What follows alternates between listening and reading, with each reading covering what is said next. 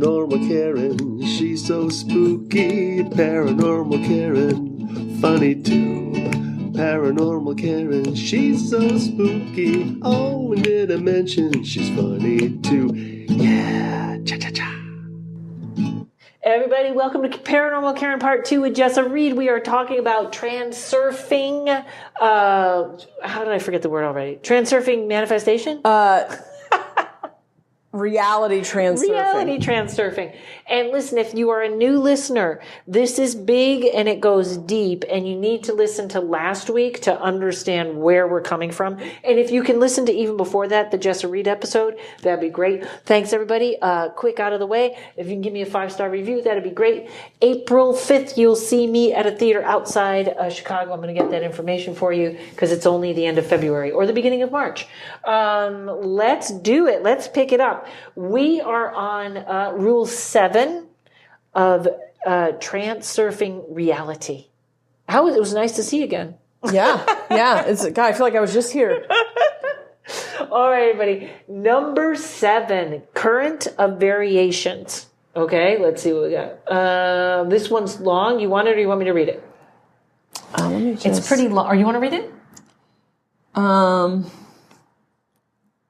I'll see if I can read it fast. Okay. I'm so dyslexic, but I'm learning to read because of my podcast. Zealand identifies 2 extremes of behavior in life situations. Swimming like a will-less paper boat. Will-less, as in it has no control. Swimming like a will-less paper boat and stubbornly insisting on rowing against the current. Moving along the first path, a person sort of asks for alms, A-L-M-S, for his destiny, addressing his request either to pendulums or to some supernatural forces. In this case, the person liberates himself of responsibility and gets stuck in eternal importance. Okay. Quick on that. That seems like somebody that, too laid back. Is that the...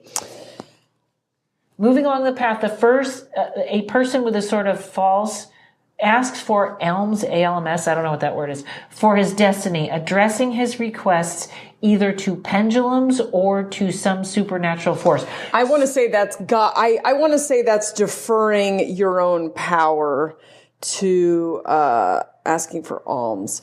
People who believe that God, they have to go to God to get things, rather than themselves instead being of feeling the one creator. with God. Right. Okay. So this is all just kind of, giving your free will to someone else to do as they will, which is where you have the experience that life is happening to you. And so much as you believe that life is happening to you, you're just going to get carried from variation to variation according to your, impressions or mood or whatever. And then be like, okay, yeah, it is all just random. It is all just according to the sovereignty of God. It is all just according to the fact that the universe is against me. It is all just according to this is the society I live in. It is all just according to this is the class I was born into. And it's in reality, it's that you haven't grabbed the steering wheel ever. And it's like see, I told you so. We're never going to get out of here. Okay.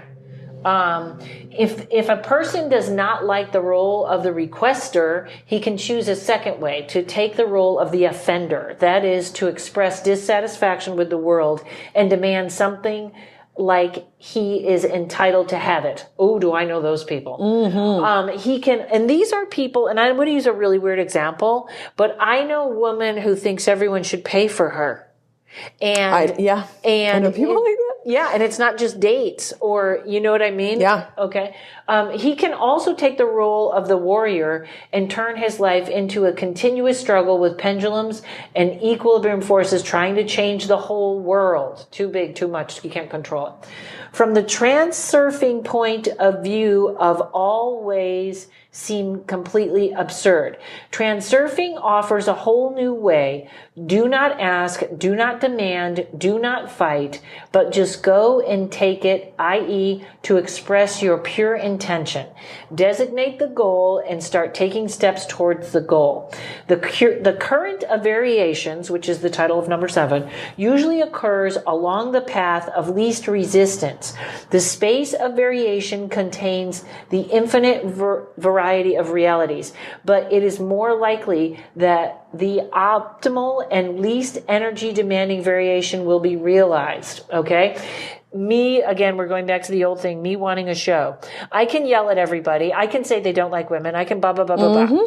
Or I can force my way into meetings. Everybody's got to see this. I'm going to go to 100 meetings. Yep. Or the path of least resistance. I can make the show and put it out there. Yep. Okay. Therefore, the seventh golden rule of transurfing addresses the question of how to increase the energy efficiency in our daily lives and reduce the resistance of the outside world. It can be formulated as followed. In accordance with the principle of moving with the current, everything should be done in its easiest and simplest way. Read more, or does that sound... No, I think...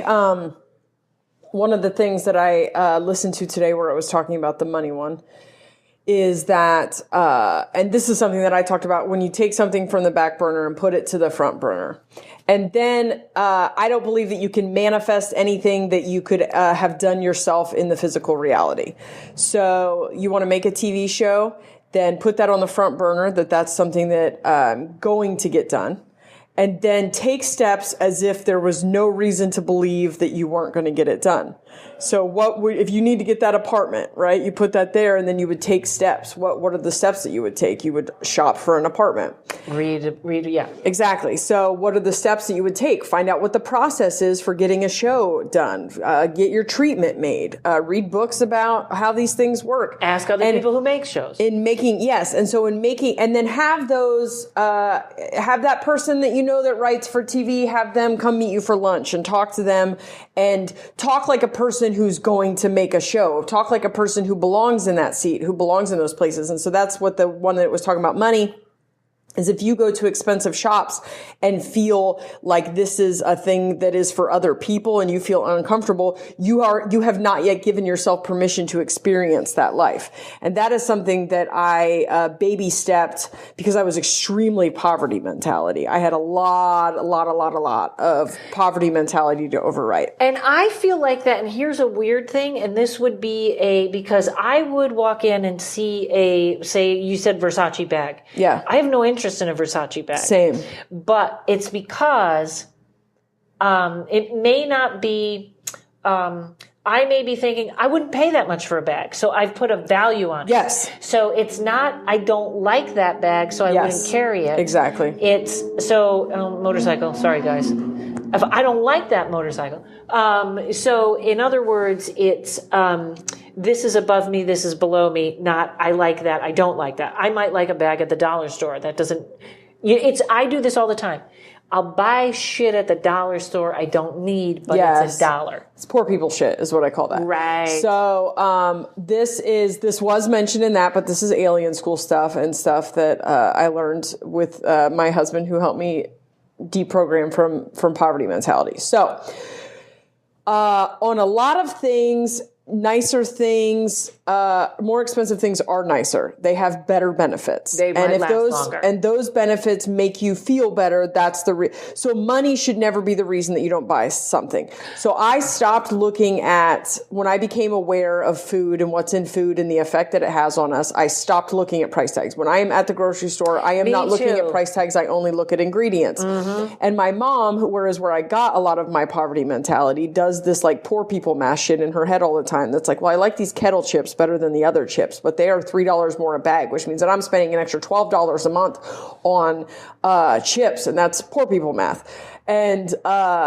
where the chips are better, get the better chips. And money is an infinite resource, that there is no limit. And when you buy the chips that you want, you're telling the universe you deserve these chips. You're not putting a value on it. When you do this fucking math, you're telling the universe that it is limited and that it's scarce, and you're just reinforcing this idea.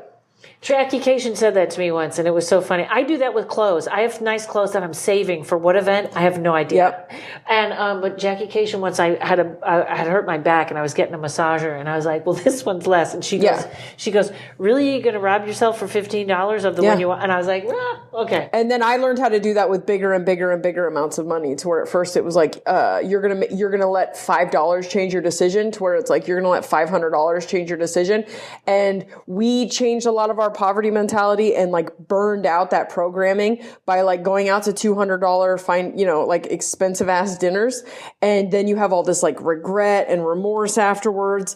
That's all that poverty mentality getting burned out. And again, that's also the difference between impulse. And it's interesting because I have said I would like the money for a new car this year. So my car keeps getting hit. But on the other hand, I am putting away in my savings account this much, this much, this much. I'm preparing. I find out what car I want. I'm moving it all along. Yeah. But we don't want to, impulse and decision making are two different things. I'm just going to throw that in. Okay.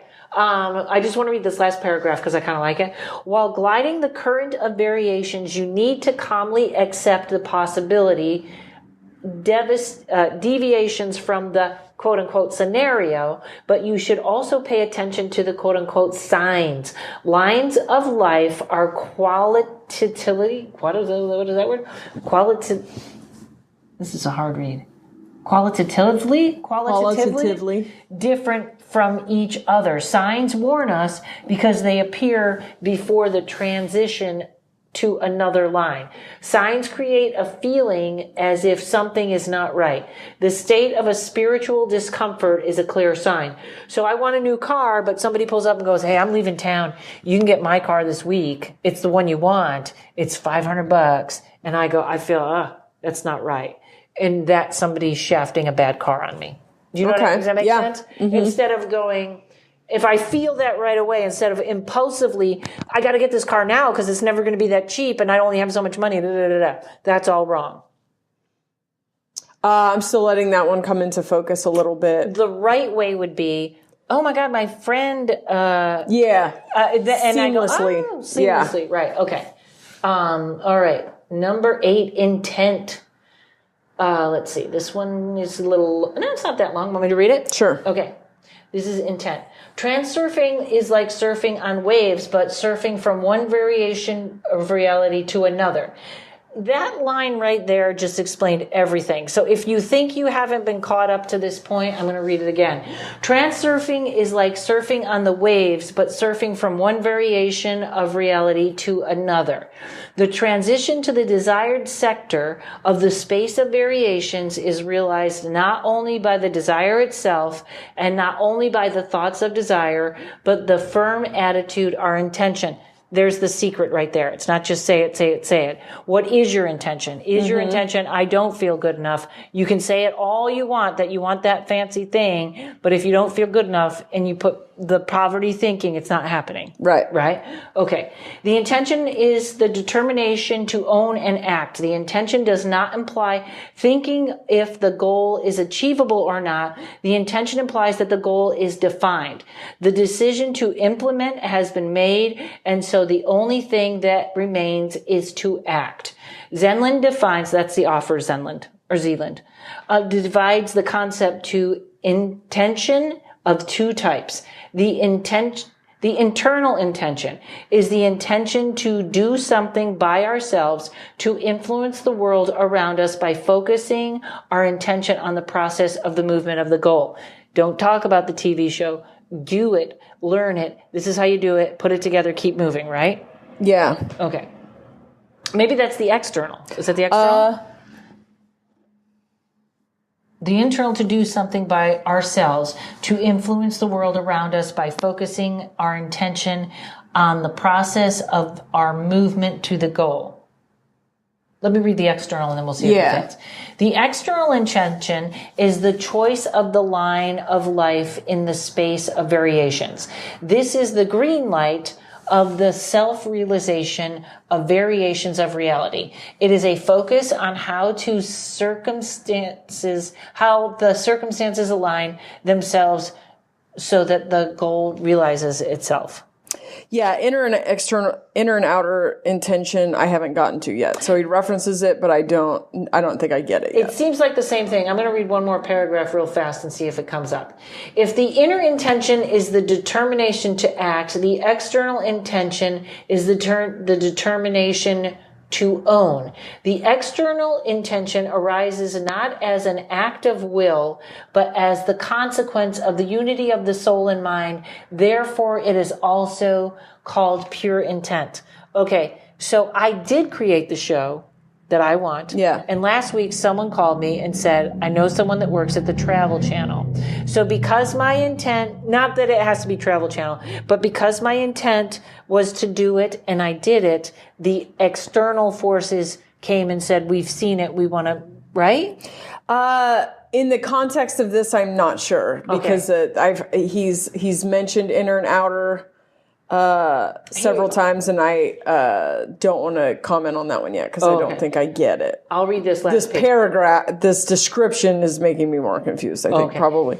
The internal intention, our determination, must be directed towards the unity of the soul and of the mind. Our wishes are realized by the external intention, i.e. intention to own our deep belief and concentration on how the goal itself is realized. Okay. We might have to skip this one. Yeah, we'll come back to it some other day. Okay, slides. Now this is the one you like. Yeah. Right? So slides I think I can describe without having to read that. The great description of the slides that I was just listening to is that you are a projector. And you are projecting out into your reality. And a slide is just an idea that you have. Negative slides would be like the belief that you're ugly.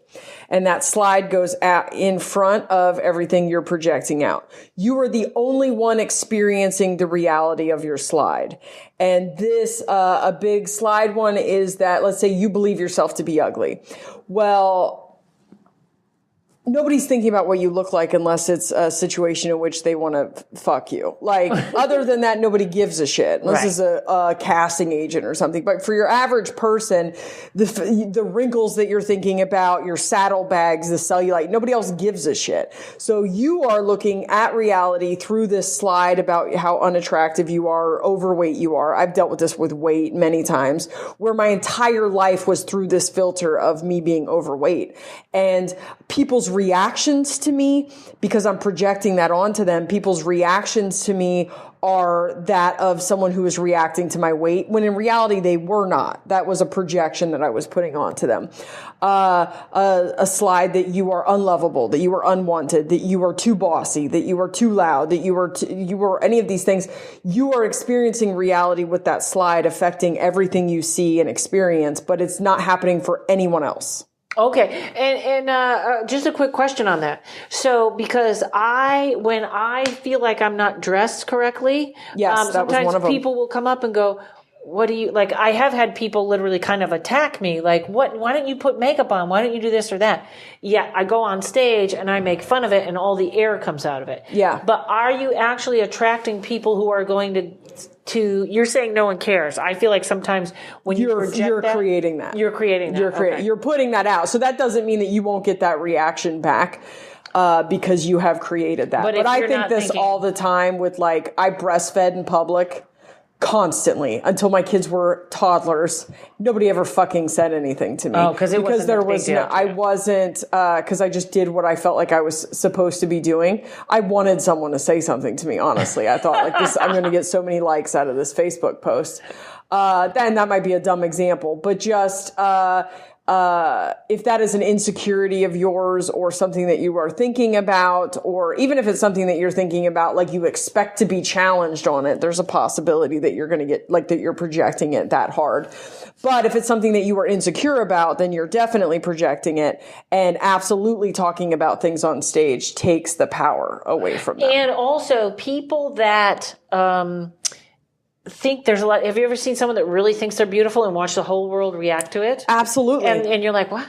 You can make yourself more beautiful that way also by only focusing on things that you like about yourself. And so that was, it talked about creating positive slides where you, and in that one it talked about,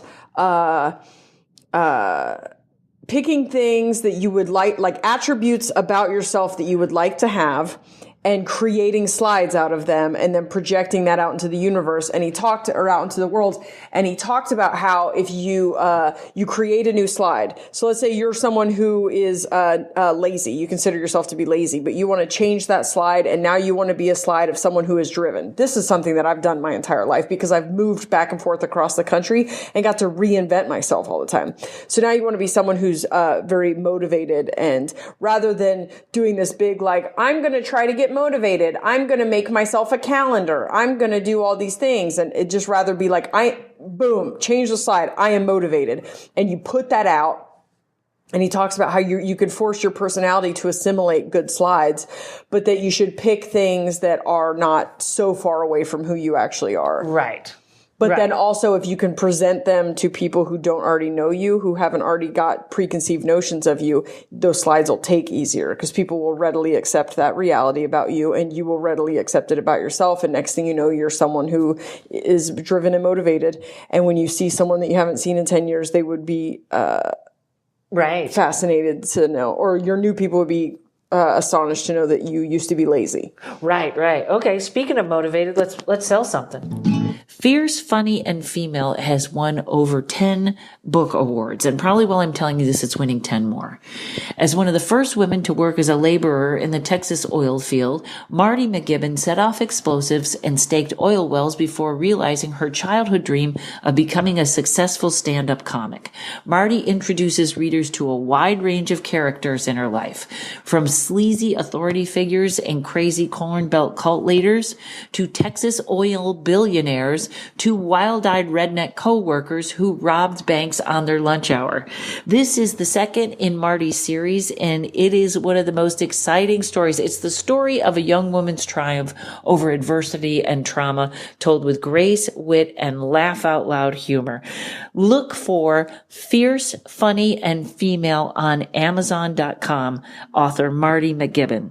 All right, part 10, visualization. According to the Transurfing, the focus on the goal, the final result, extends to the comfort zone, a zone of what we can at least mentally afford. The intention is concentration of attention on moving towards the goal. You are moved not by the goal itself, but by the visualization of the process of moving towards the goal. Does that make sense to you? Mm-hmm. Okay, I'm going to let you explain that. Visualization and Transurfing is a vision of the process of realizing the current state on the way to the goal. So don't jump right to the end. Jump to the next step. This is one I haven't read too much in Transurfing about yet, but that we talked about just in the Alien Guide to Manifesting, in that I used to spend a lot of time in fantasy about the finished product of something, the end goal, and I took the wind out of the sails somehow. And I read something or heard something somewhere about how if you, like, your brain doesn't know the difference between the payoff of you fantasizing about having accomplished something and actually having accomplished something. And so I was giving myself the reward of having accomplished something by fantasizing it to death. So I don't visualize the end of things really anymore. I'll give myself like once and then that's it. So what I feel like this is talking about is I got one of these too. A good example here, I think. Yeah, okay, go ahead. Okay, so me visualizing the show on the Travel Channel or wherever, when I visualize the show on TV, was for me replaced when I started doing it, and now I visualize what next week is going to be. Yeah. Next week is going to be funny. So I go to the next step, and then the universe is presenting, maybe this is the external, the universe is now presenting to me the option of it really going to the TV. When I was just, it's good to realize how funny the next one's going to be instead of the whole Emmy award-winning thing. Yeah. Okay. All right. Number 11, the soul frail. Is that word right? Frail? Mm-hmm. Each soul, wait a minute, let's see how long this one. Oh, it's not too long. Okay, and we're almost to 12, ladies and gentlemen. You almost made it. Each soul has its own individual, quote unquote, star sectors, the path of complete self-realization. To get there, you need to stop your attempts of being like someone else, stop your attempts of repeating another person's scenario, and to recognize the magnificence of your own individual individuality. I love this. This is why I say to people, don't worry about your purpose in life. Find out who you are. Yeah. And that's where you bring the special light, what nobody else can bring to the earth. You have to be daring to turn your mind to your unique soul. Do not be afraid to break stereotypes of pendulums that scream, do as I do, be like everyone else. The soul of each person has a unique individual set of attributes that characterize it. This is the soul frail. Am I reading that word right? Frail? I'm not sure. I'm the worst person to ask. Okay. It is implicit. It is hidden under the masks of your mind. This is very interesting because I know a lady that did a whole thing on not just the masks of your mind, but the filter that you see the world through. Okay. This is the secret of charming beauty, charisma, and attractiveness of a person, the harmony between the soul and the mind. Pendulums try to take us away from the harmony, setting the standards of prestige and success because of their favorite food is energy of discontent, envy, fear, and resentment. Here, I'll read this last thing and then I think we got this one. Your soul frail is the holy grail within you. In order to tune your mind to your soul frail, you need to convince yourself that your soul is worthy of love in the first place. Yeah, that's a big one. I think it's a big one, but I think that one was clear. That one should be clear to everybody. Yeah. We're sitting in the dark because the sun has gone down. It's pitch black in here. All right, we got the final one, goals and doors. You have this one or should we read it? You can read it. Okay. One of the biggest misconceptions imposed by you know what? I don't think we have enough time. Okay, well, I'm just going to keep going. One of the biggest misconceptions imposed by the pendulums is that you need to fight for happiness, persevere, and overcome many obstacles in order to win your place under the sun. I just did a reading for a comedian who was making the worst decision-making process and was almost ending up homeless, quitting one job after another because it's not me, blah, blah, blah, blah, blah, blah, blah.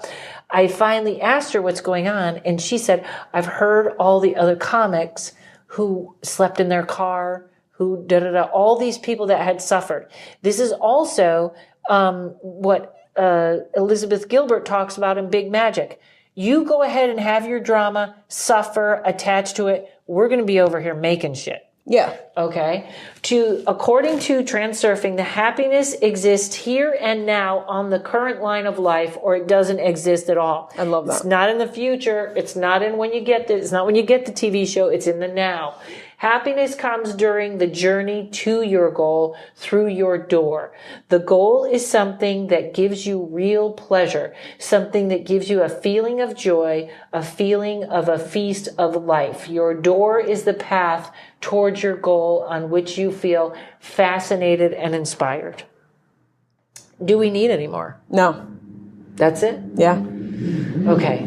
I'll just read this real quick. The path to someone else's goal is usually a struggle. Moving to someone else's goal always keeps a feast in an illusionary future. Achieving someone else's goal brings disappointment and emptiness, not happiness. False goals are imposed on us by the stereotypes of pendulums. It is necessary to break the stereotypes and set your mind free from them. If you want to achieve the goal in order to prove yourself to yourself and others, then it's not your goal. If you made a decision in your mind, but your soul feels uncomfortable, then the goal is not yours. I'm going to read these last ones and then I think we're done. Okay. Oh my God. Live by the dictates of your soul. Bring the soul and the mind into harmony. Do not yield to the strenuous influences that impose other people's goals. Do not fight with anyone or anything, including yourself. Use what life has to offer. Be afraid of nothing. Choose your path and act consistently, and everything will turn out. Boom. Boom. Boom, we're done. I love it. Oh my God. Any last comments? Anywhere people go to talk to you about this? Or yeah, talk to me. Mormon and the Meth Head Facebook group, we are all talking about it. I have probably several more episodes in me as I consume this book. But it is, I think where my brain because it uses metaphors that I've never used before and is clumping together pieces of things that I never clumped together before. It's been an interesting process of trying to bring it into focus. But I do think that we are moving into a more powerful place of creating our reality consciously, and that we have to allow these controls to come into focus, and that this is my number one priority right now, is figuring out how to do this. I'm still stuck on when your car was stolen and all. It makes great. Jessa, thank you again. You are welcome anytime. Everybody hang on. We got Astrology with Dave coming up, and he's got his own theme song, so I know you want to stay around for that. Who do tarot readers go for tarot readings? They go to Melissa Sonova at melissasonova.com. She gave me the best reading a couple of months ago that is still resonating and helping me out now. She is authentic and to the point. You loved her on the podcast. She is the no BS tarot reader. She also has a tarot class online right now. Check it out. Just watching the promo, you will see how much fun you are going to have while you learn. Also, check out her book, which is always right beside me when I'm doing my readings or my tarot card for me in the morning. It is called Kitchen Table Tarot, and you will love it. Melissa Sonova, that's MELISSACYNOVA. Check her out. Astrology with Dave, Astrology with Dave. What do you want to know about Astrology with Dave?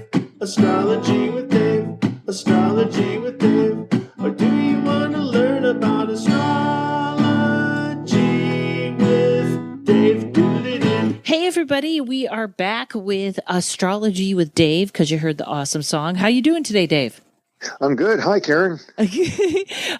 I'm here in California. It's about 100 degrees. Pardon me while I change my turn off my heat. I have one of those fine heaters that has that little, that slight measure between 50 degrees and 800. So I'm going to turn that down for a minute. And all right. So today, Dave, we are learning about the houses, correct?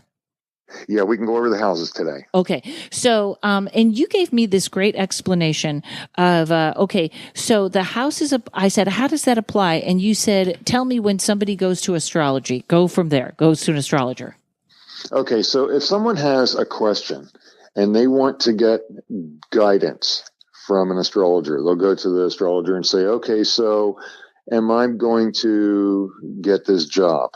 Or, am I going to get well or sick? How's my brother doing? Am I going to get a person married? getting out of jail or going to jail or anything that they have a question in their life? It actually applies to one of the 12 houses. Okay. And an astrologer will look to that house or one of the houses and be able to answer your questions. Okay. So also the houses are like the thing that looks like the big pie, right? They are, yes. Okay. So when you look at a chart and you see the circle and it looks like a pie, those are the houses. Okay, great. So I come to you and I say, God forbid, Dave, am I ever going to get married? Okay. So I would look at the 8th house, which is the house of marriage. And I would find it's called a significator, which is how many different, how strong a planet is. And then I would find out where that planet is and be able to answer it. Okay. So I say to you, so you go to my 8th house and say in my house, okay, so it's planets now. Okay. And you'd see if the planet of Mars was in my house, that's the war planet, right? Okay. It kind of is. Yeah. Well, it's not simple, or else everyone would do it. Right. But in astrology, I would look at the 8th house, and there are things called lords of the houses. And the lord of the domicile, the home of that house, so the 8th house, wherever in your zodiac, remember, as I was saying earlier, that the zodiac spins around every 2 hours and goes to a new sign.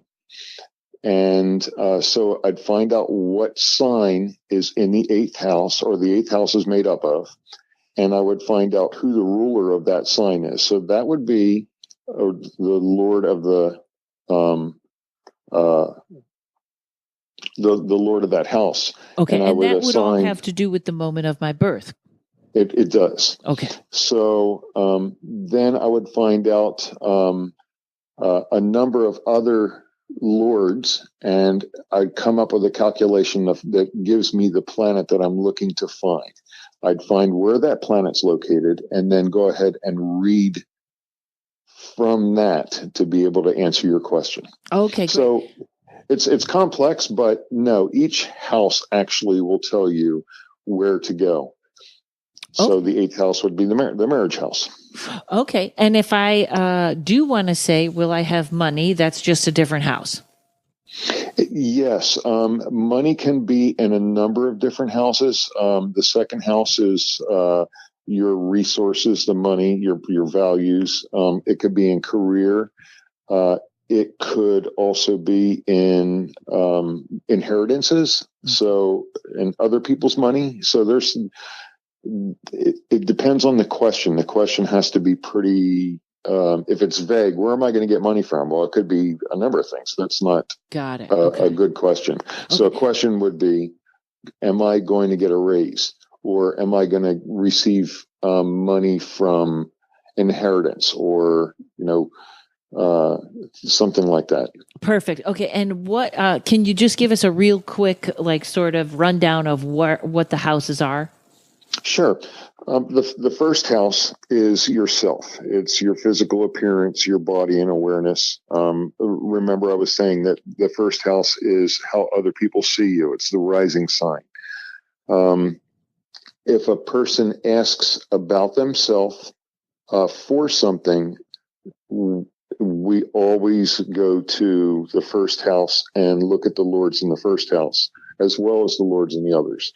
If they're asking about something specific, like money in the 2nd house, or the 3rd house of like transportation and siblings and journeys.